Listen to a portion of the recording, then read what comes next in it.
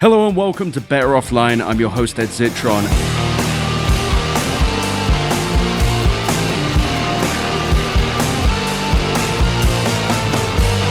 Better Offline. Once again, we are here to talk about the Department of Justice's case against Google Ads. Today, of course, I'm joined by Jason Kint, the CEO of DCN. We've got a special guest as well, Arielle Garcia, Director of Intelligence at ad transparency nonprofit CheckMyAds. Arielle, Jason, thank you so much for joining me. Thanks for having us. Likewise. So, Arielle, why don't you tell me a little bit about the end of the Department of Justice's case? Anything fun, interesting, or scandalous happened in the last week? Yeah, I will say it was definitely a markedly slower week than it was last week. A lot of the testimony that we heard was simply for the purpose of getting exhibits into evidence. But there were a couple of things that stood out. We started the week with Neil Mohan. And the big revelation there... And who is Neil Mohan, just to be clear? So he is now CEO of YouTube, but he came over with the DoubleClick acquisition. Right. And so one of the big focus areas of his testimony was about the AdMeld Yield Manager acquisition. And we saw internal decks where they were discussing whether or not to purchase a yield manager. And what does that mean as well? So it basically helped publishers optimize yield. Jason, you can probably add more color to this than I can. Yeah, you hit it. That's it. Okay. Now, there is one important point. There's two kind of component functionalities that AdMeld had. One was the yield management functionality, and the other was real-time bidding, right? And just so we're clear, yield management is managing the amount of money you make from your ads? Yeah, it is. Like cool. I said, I'm not on the publisher side, so I don't know I've never worked in one, but I can certainly talk Google Ads. But anyway, what Google did when it ultimately did buy AdMeld was kill the real-time bidding bit, but we'll get to that. So we see a deck where they're debating whether Yield Manager would be a good investment to make. And it says in the deck that their tech is irrelevant to Google. And then we see that they paid, I don't remember the exact number, but I think it was like 100 million over the valuation. Right. And before that, we see an internal exchange where Neil says something to the effect of, well, we could just buy it and park it somewhere. So they were upset that that yield managers were starting to gain traction. It ran the risk of disintermediating DFP, and obviously that would cause risk to revenue through AdX, which was very, very profitable for them. So just break it down in simple terms for a simpleton, talking about myself here. So by killing off this product, this yield management company, it means that they would stop people being able to optimize how much they make. What are the ramifications of doing this? Well, remember that it came with the real-time bidding functionality as well. So what this was really about was two things. It was to, again, protect their AdX revenue, but also to make sure that DFP, that DoubleClick for publishers, stays critical. And so what they did was they took it in, they built in some of the core yield management functionality into DFP, they integrated that, but they got rid of real-time bidding so that they can keep, restricting and setting the rules for the auction on their side. Oh, so they deliberately killed a useful product that they owned as a means of making the product worse, so that they would make more money. And they didn't kill it, they parked it. And then we had Neil try to explain that park didn't really mean what we all thought it meant. It just meant to continue to operate it status quo for now. That classic word park that I use to refer to operating something and using it. That's why it's called a car park and you drive on it. Exactly. It's like we hear something else very similar while we're on that topic. One of the other spicy things that happened was we heard from Jonathan Belak yesterday. He's another longtime, now ex-Google employee that came over with the DoubleClick acquisition. And with him, they were talking about exchange bidding, which was basically the product that Google launched to kill header bidding. And we see an email about how their goal is to make exchange bidding slightly better than header bidding. So the DOJ... And header bidding is the open source ad network approach. That's correct. Well, not ad network, but like header bidding wrapper, it allows them to bid without like Google getting first look. It enabled a fair auction, right? Oh, Google will never have that then. So what we see is that their goal was to roll out a exchange bidding so that it's slightly better than header bidding. And the DOJ asks Belak why slightly better. And he explains the context as his goal was for his team to roll out a product that is as much better than header bidding as possible. But the direction from leadership was to scale it back to only slightly better. And the DOJ asked him why that is. Was it because they wanted to protect AdX revenue? And he said something to the effect of, you're going to have to ask leadership about that. So that was another interesting one, right? about how they like intentionally. Oh, and by this point, they also mentioned that header bidding innovation had continued, and so by this point, exchange bidding would be inferior, right? So that was certainly interesting, and also told like a bit of a more nuanced story about the fact that even if the product organization wanted to do right by their publisher customers, they were hamstrung by leadership. That's very good. I think that's what we say here. It does feel like this. I don't think there's any open and shut case in anything like this, but it does feel like Google's egregiously taken the piss in a lot of these scenarios. There feels like there's been a lot of testimony and discovery that is just them saying, what if we made it so that no one else could do this and we would make more money than them through monopolist that? Like, it feels almost too on the nose. Yeah, no, that's fair. And then I'll save my last one big highlight that is one that not too many other people are talking about, so I'm making sure to talk about it all the time.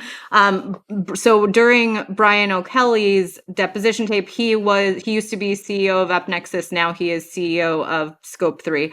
During the end of his deposition tape, he talks about how Prebid, which is the open source thing that we were talking about before, kind of, Prebid was brought to IAB Tech Lab that typically will govern open source standards and stuff like that. They wanted Tech Lab to take over the governance of the Prebid standards, and IAB Tech Lab rejected it. Why? Because Google vehemently objected. Obviously, they were worried about the threat it posed to them. And so that's why Prebid became its own separate nonprofit. So Brian flags that Google at the time, at least, was the biggest financial contributor to IAB.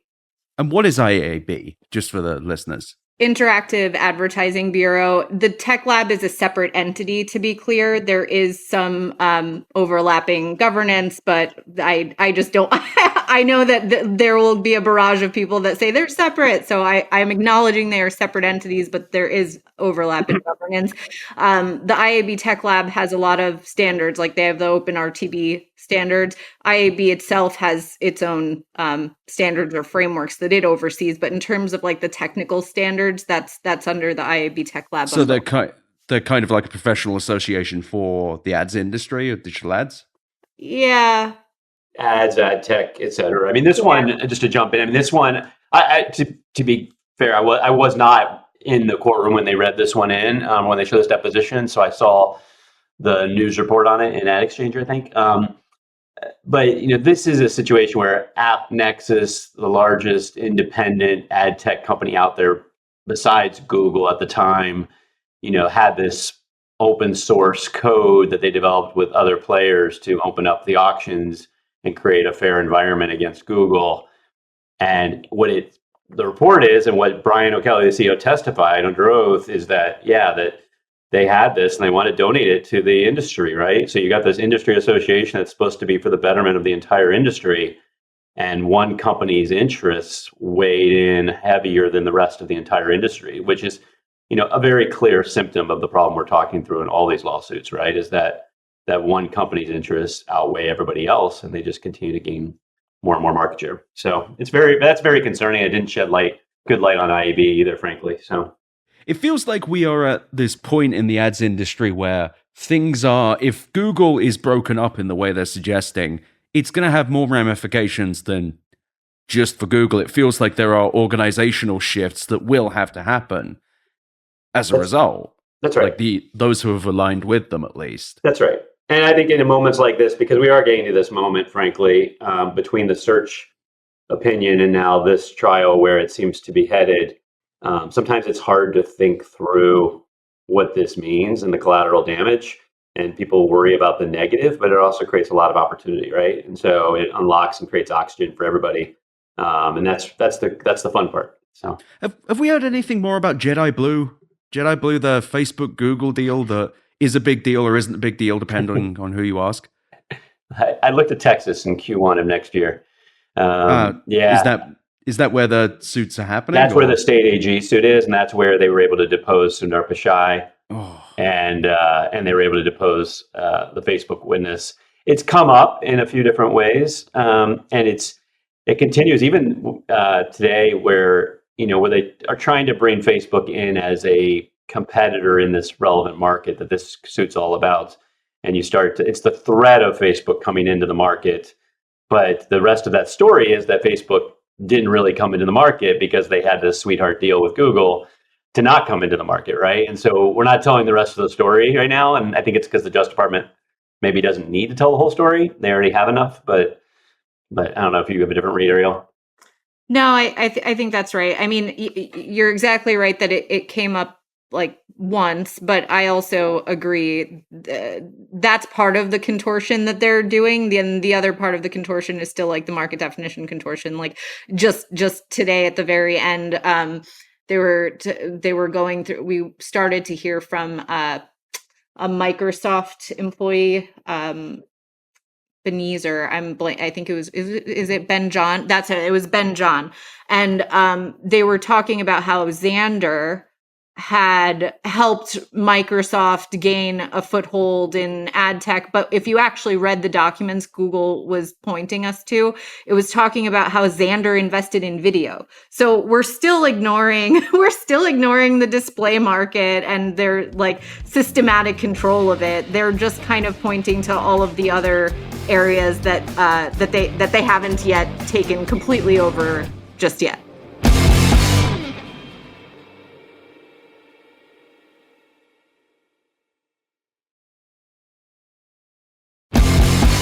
Well, that kind of leads us to the next part. So it sounds like today we're recording Friday, September 20th. My iPhone has still not arrived. So Google is now on the stand. So walk me through it. Jason, why don't you start?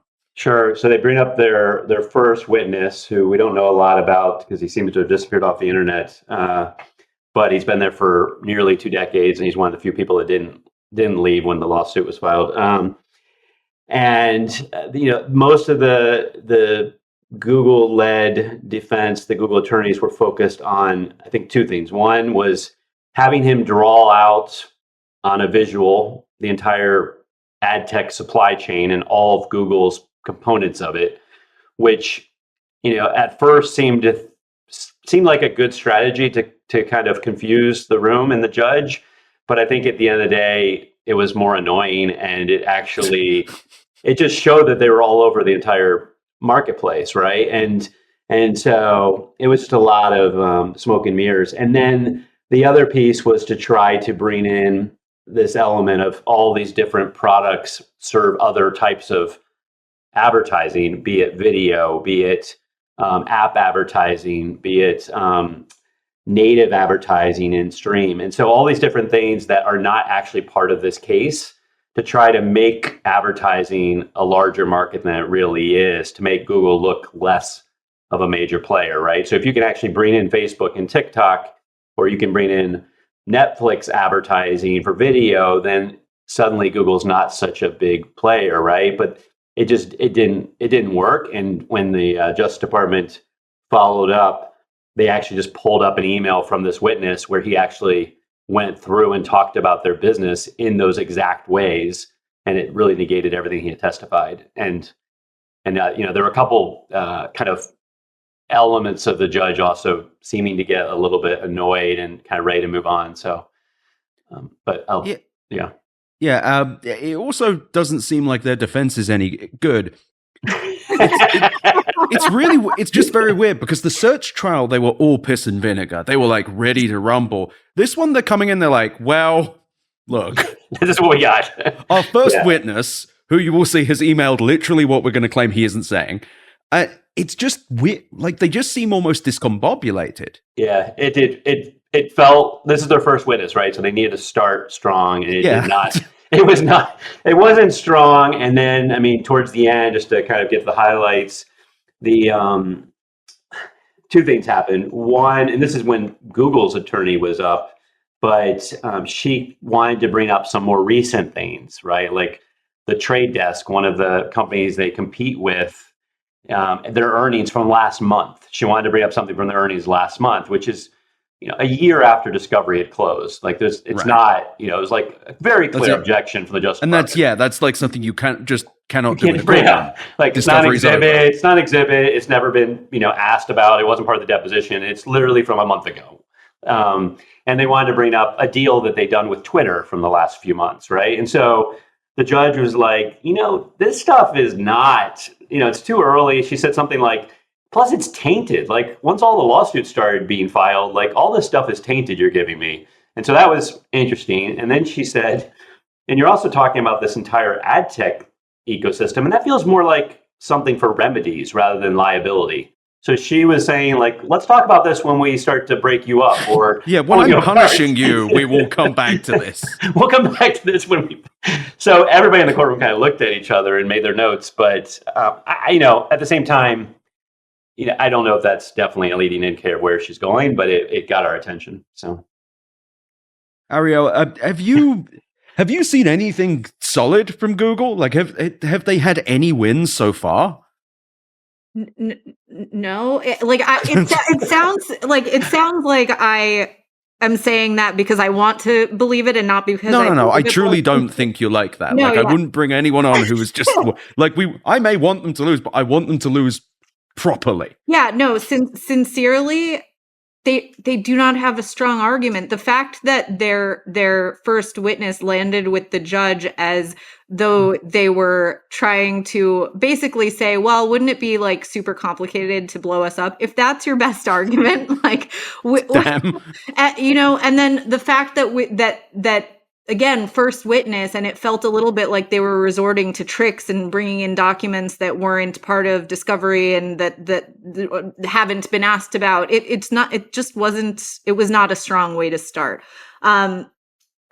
They also, their ad tech spaghetti football situation, the DOJ went up there and they're like, okay. Can you explain what that is? Okay, so it was. By the way, that was the judge's description. So, yeah, so cool. So we are getting to the point where she even is trying to make humor. So they bring up a gray oval on the screen, like a football shaped oval, and then they ask him to start mapping out the ecosystem. And they put ad tech ecosystem at the top. They put like buy side on the right, sell side on the left, and then he starts populating it with Google products first. Cool. And it's all Google products. So it's like, okay, like let's start with search and O&O, and then they go all the AdSense for content, AdSense for search. They go in order and explain the history of why they're absolutely everywhere. And then so now by this point, and they draw lines connecting everything. So at this point, it's a mangled mess of Google logos and unnamed alleged competitors. So it was like a big bowl of ad tech spaghetti where Google is the meatballs absolutely everywhere, and some competitor flecks are in there as seasoning. And then the DOJ gets up and they're like, first of all, we need to preserve this because we're going to come back to it. So they preserve that. Thank you for this, by the way. The DOJ gets up and they're like, okay, so if I am a publisher, if I'm Wall Street Journal and I want to sell ad inventory on my website and not on my app, right? Will search help me do that? Will AdSense for search help me do that? And they go down the list one by one, removing the things that do not help them monetize display ad space on their website. And we get to basically exactly where the DOJ's complaint started, with the exception of because he was on the sell side, they didn't touch the DSP. Like they left DV3 or they got exhausted with this. But we got to exactly why. Like to me, it actually this was the best way to explain to the judge why their complaint outlined the markets that it did. So in my view, it kind of completely horribly backfired. Has this been published anywhere? The Spaghetti Monster? Not yet. It will be. Demonstrative football. I should say food was a theme today, because even with the first witness this morning, who was the last expert for the DOJ, it's Dr. Robin S. Lee, it looks like. Yeah, and Google was really trying to confuse the judge and confuse him, and he was really sharp and did not fall for a lot of things that they tried to get him to bite on. But bad pun, sorry. But Google's attorney was trying to bring up product differentiation, I think, and I think was trying to explain why they charge 20% for their ad exchange for the last decade, while everyone else charges a lower rate, and why they could justify this higher price, and it wasn't just because of monopoly maintenance. But and so he was talking about differentiating higher value from lower value, I think. So he brought up first he brought up, I think, chips and gasoline at gas stations, but then he brought up the Whopper versus the Big Mac, and then he brought up Coke versus Pepsi, and the judge at some point interrupted and said, "You must be really hungry this morning." So you don't need the judge saying stuff like that. It's not. I think she was amused. She was trying to bring fun to ad tech after 10 days of watching Google get tortured. So he also did Chiquita bananas versus Chiquita bananas. And I'm like, nice. Well, at least today, instead of comparing apples to oranges, they're going to do bananas to bananas. So it's progress. Jesus. So what is Google's argument? What is their actual? They've lost on market definition. They've lost on, they lost on confusing the judge. I think they're down to the two.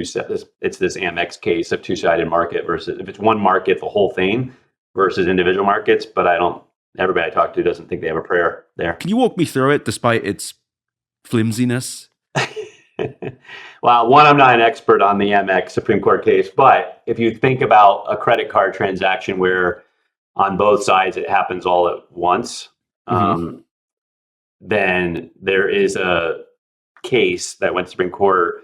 I think it was Ohio versus, I'm not positive, I think it was Ohio Amex. I'm now outside my boundary, but this idea that it's a single market and both parties are transacting together at the same moment, versus this is a market. There's clearly a buy side, clearly a sell side. There's different actors on both sides, and there are companies that a couple companies that participate in multiple places. Just they can't really compete. So it's very different than a single credit card transaction.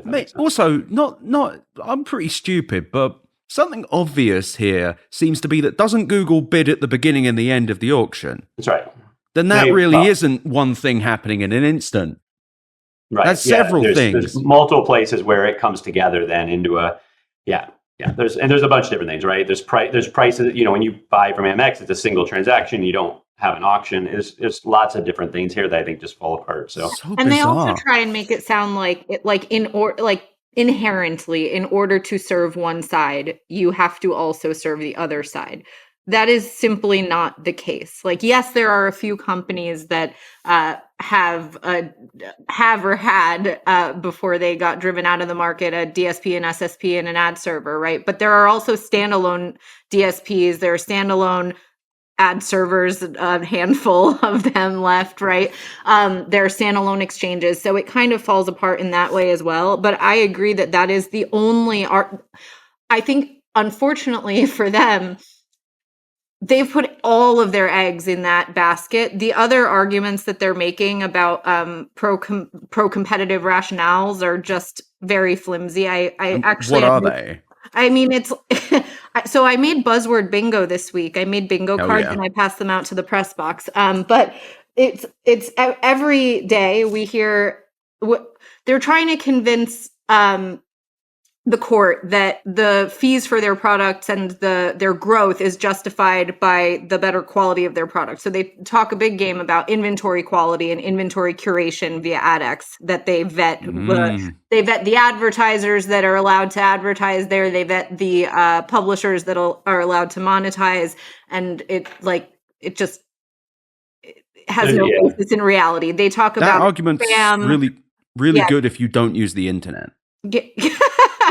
They talk about spam, malware, ad fraud, brand safety. So they're trying to hold out their product as like the pinnacle of these things. The interesting thing is, from the economist's perspective, quality is the way that they describe, that Robin Lee described quality, is for publishers that would be yield, revenue, money, like that would be quality, and for advertisers it would be ROI. So it's a lot of like chickens talking at ducks, and using words to describe different things.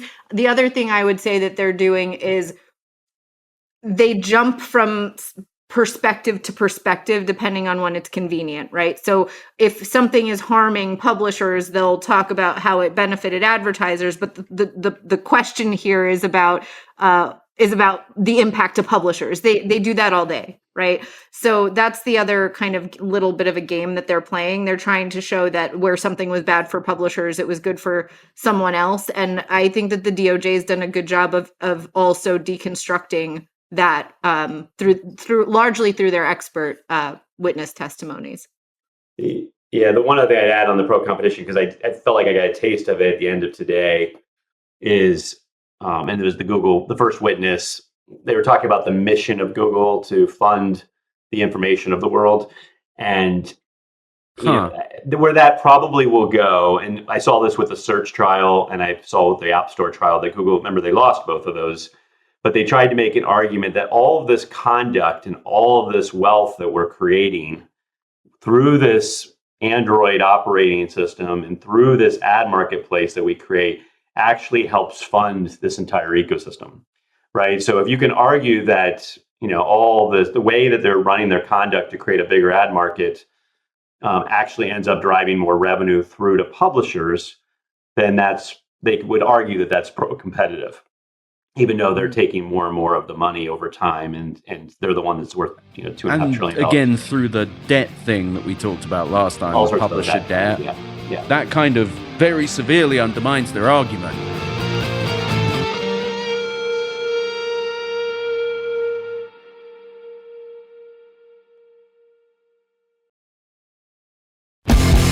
Jason, you were at the search trial, you said. Yes. How has Google felt different between them? Is it the same attorneys? Is it different attorneys? Is their argument sounds much weaker at the very least? Totally different set of attorneys. And I would say that this case is more complicated. So there's a bigger opportunity to try to confuse things, where the search case really came down to, you know, would the judge understand and would they be able to prove the network effects and the importance of scale with data? And then, you know, is buying out the exclusive search slot, is that truly exclusive, or is that just a preference, et cetera? So like there's this definition of exclusionary conduct. Anyway, so that one was more, I think, a matter of you had to play it out and you got to see some of the bad conduct, but it was ultimately going to be based on some legal analysis. Where this one, you know, the actual storytelling is really, really important on both sides. And, you know, to be fair, we're only a half a day into Google's defense, but it looks like the Justice Department's got a lot better material. So there is one thing I was reminded of as you were talking that I'm actually curious to get your take on while we're here. I think if there were one argument that seems to be landing somewhat with the judge, it is this idea that in order to, they're being asked to provide access to their customers, or they're being asked to allow things that would require them to build new functionality for their tools. I don't understand how that would land even if we buy that they would have to build these things. Like, how many millions do they make in a minute? So I don't I don't really understand. No. But I say that because I know I think today the judge did ask the expert witness, or she allowed a line of questioning to continue that seemed to indicate that this is an area that she is thinking about. So I was curious about your take. I mean, at risk of Ed asking me to explain another Supreme Court decision, I think that that's trying to get at the other defense that Google has tried to lay out there walking in, which is this Trinco case that basically it's a refusal to deal, a duty to deal, and does a company have to actually enable its rivals or provide APIs or allow its rivals to use its products? But that's not really central to the case. And it's really a matter of they tied their markets together and force the customer bases to use them. And so, but I think that's the line of defense they're trying to go down. Hasn't there also been discovery throughout this case where people just talk about AdX sucking? There's that being a shitty product that sucks. It's cost twice as much and it's not as good because, it's the definition of a monopoly, right? Yeah. It really feels like we're watching an empire crumble. It's so strange because you look at these companies for years as these kind of immovable beasts, these titans that will never be broken. But when they're in front of the Department of Justice, like, I don't know, man. Like, it's actually good we do this. Like, look at my annoying drawing I did. Like, what do you think? Like, it's just strange. Like, how it was always this flimsy. Really interesting to watch them have to draw it out in that spaghetti football on a screen and not be able to use any other fancy video and storytelling beyond, the attorney at the lectern and a single visual on the wall. And everybody in the courtroom is watching Google pass Post-it notes back and forth from its attorneys to its comms people to run out the door and try to tell their story outside the courtroom because there's no TVs or audio, etc. That was one thing that you tweeted out that I'd love to talk about, though. Some of the pre-briefs that Google had been doing around Google Ads. I would love to talk about that. Primarily, fiend of the show, Casey Newton, who had Google's lawyer's hand up his asshole. Not literally, but he was doing ventriloquist bullshit. So there was a story towards the end of October 2020, I believe, where Casey Newton on Platformer, I apologize for suggesting anyone's hands was anywhere near anyone's unmentionables there. It's not true.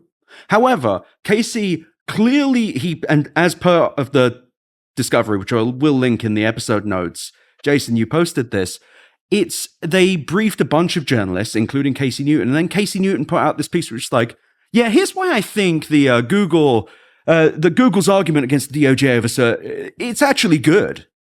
But also, it could be bad. He put out that piece. Wow. Yes, he did. I went and chased that bad boy down. Oh, really? Tell me a little bit about these briefs, because. So I didn't want to call any individual because that's my job. They're yeah. So what we saw was when the Justice Department filed its search complaint again, which is the one they just won in August. So I tried to remind everybody of that when I shared that thread is. This is a complaint that was filed and then they lost. Google lost this, right? It's a winning complaint by the Justice Department. And what we saw was Google's systematic reaction to when that complaint was filed and all of the people that they briefed, the friends of theirs that went on air on television to defend them, the editorial boards that they pitched that wrote pieces. And most of those pieces were all, here's why the Justice Department has filed a lousy case. Here's why Google's going to win. Here's why, people don't understand how important Google is to our world. And it turns out all those people were wrong. And, and when you're writing a piece like that with a hot take the day the complaint's filed, and I guarantee most of them never read the complaint and never saw the discovery that then came afterward, you're bound to be wrong if you're just listening to Google. And so, it's their spin machine. And I will just not putting any words in anyone's mouth other than my own. Casey Newton, October 20th, 2020. This piece is quite long. I'd say it's about 1,500, 2,000 words. And it talks about where the DOJ's case is weak for quite some time, but then at the end says he spoke with a spokesperson, but it is word for word basically what they wanted him to say. It's just shame. It's such shameful shit. Not talking specifically about Casey anymore so that you guys can say something. It just sucks because, look, this case is, as we are finding over these episodes, deep and weird to pull apart, and the same was with Search as well. And there's nothing wrong with showing both sides of it. But at the same time, I feel like being briefed by Google's lawyer is not actually showing both sides. That's right. I mean, I think that's why I'm so happy to be here throughout, even though it's obviously massively disruptive to my regularly scheduled life. The blogger's curse.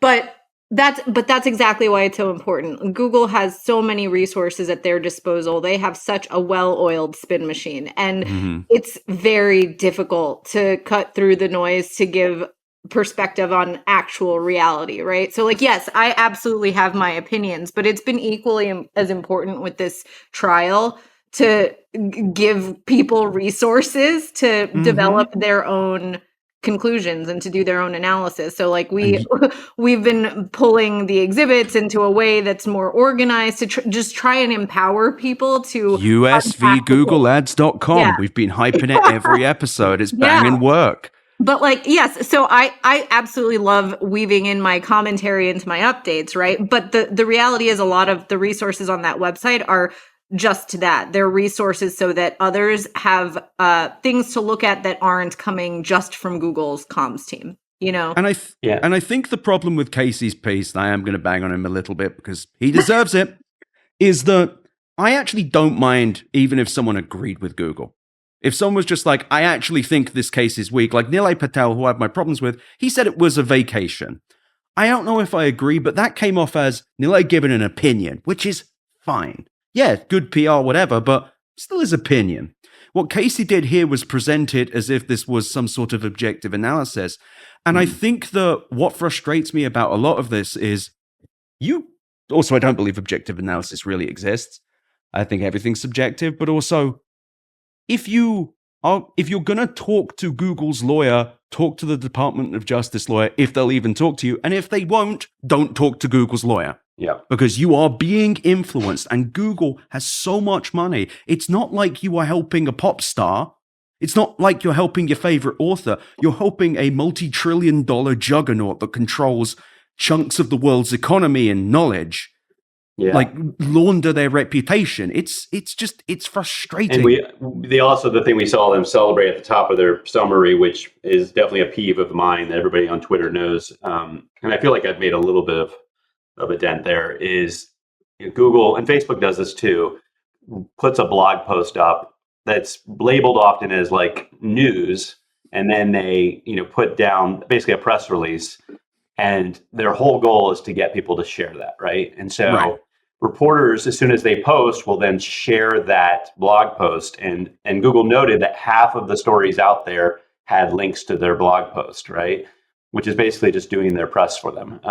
And so, I mean, but to be fair and flip this around in the positive, it's where we kind of talked at the very end last episode, Ed, is that, and because I reflected on this today, I'm sitting there in the courtroom and I'm looking, and I've got 2 full rows in front of me of Google comms people, 2 full rows. But over on the left, there were also 3 rows of press, which we did not have in the search case. They're in the room, Bloomberg, New York Times, MLEX, et cetera. They're all sitting there and they're hearing the exact same thing because they have to be in the room, which is kind of interesting. They can't be off walking the halls. They have to be in the room or they're going to miss it. And then Arielle's back in the corner too, just nailing everything down. And so it does feel like we've got actual eyes and ears in the room and getting the facts out there in a better way than the search case. And it also feels like the I feel like the digital ad press has been like, after honestly a few years where I was kind of worried they were going away, they've come back quite aggressively here. And I don't think it's anything. If it's personal, it's just because Google's been fucking around. They're finally finding out. I don't think it's any particular agenda. But also, I do challenge you, listeners, if you think any of this is reporters coming in with an agenda, look at the other side. Look at what the tech industry has done using the media, and look at this. we should be proud as members of the media of the ad tech press and how they have gone about this, and how Arielle and Jason are ruining their weeks going to this courtroom. But it's great because this is an empire, in my opinion, this is opinion, that needs to fall. That it needs to be fair. Why do you and I and normal people have to compete like regular people and these rich bastards get to do more? It's just frustrating. I like seeing them burn. I'm completely subjective, by the way. I do not pretend otherwise. All good. So Google will have probably about a week left of defending itself, and then it'll be back to maybe some rebuttals and stuff, but then it'll be to the judges. So about a week left? I think by next Friday. Hell yeah. Well, I think we can call it there. Jason, where can people find you? Jason_Kint, KINT, or you can always check out digitalcontentnext.org, who I work for, and all of our resources and our accounts there too. And Arielle? Arielle S. Garcia. Or CheckMyAds.org or usvgoogleads.com. I'm everywhere right now. But also, genuinely, USV Google Ads is so good. It is one of the best things out there. And you can read all of those wonderful emails where they're just like, yeah, we love doing monopolies. Being a little bit dramatic there. But thank you so much, everyone, for listening. I'm, of course, Ed Zitron. And yeah, we'll have probably at least one more episode on this. And then we can wrap it up. Thank you so much. Thanks for having us. Bye-bye.